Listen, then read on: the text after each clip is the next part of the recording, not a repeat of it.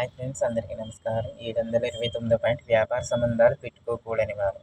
భాగస్వామ్యంగా వ్యాపారం చేయదలుచుకున్నప్పుడు ఎదుటివారి సామాజిక, రాజకీయ, ఆర్థిక పరిస్థితులు, వారి స్వభావం ఏంటి, వాళ్ళ నడకి పరిగణలోకి తీసుకోవాలి. ఈ కారణముల చేత కొంతమంది వ్యక్తులతో వ్యాపార లావాదేవీలు నిర్వహించరాదని విదురుడు సూచించాడు.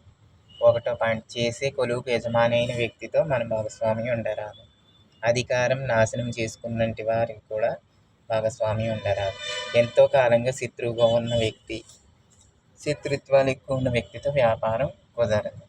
అన్ని విధాలా తనకంటే బలవంతుడైన వాడితో కూడా భాగస్వామ్యం కుదరదు. వేశ్యావృత్తిలో ఉన్న స్త్రీతో కూడా వ్యాపారం కుదరదు. తనకు కలిగిన సంతానం పుత్రులతో కూడా కుదరదు. రక్తం పంచుకుని పుట్టిన వారి సోదరులతో కూడా కుదరదు.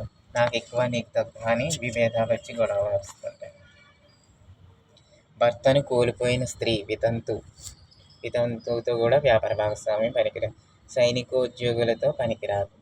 రాజోద్యోగులతో పనికిరాదు. సకల వ్యసనమును కలవారితో వ్యాపార భాగస్వామ్యం పనికిరాదు. ఇటువంటి వారితో వ్యాపార లావాదేవీలు అంత సజావుగా బాగా సాగవు. ఓకే ఫ్రెండ్స్, ఈ పాయింట్స్ నచ్చితే లైక్ చేయండి, షేర్ చేయండి, కామెంట్ చేయండి, సబ్స్క్రైబ్ చేయండి.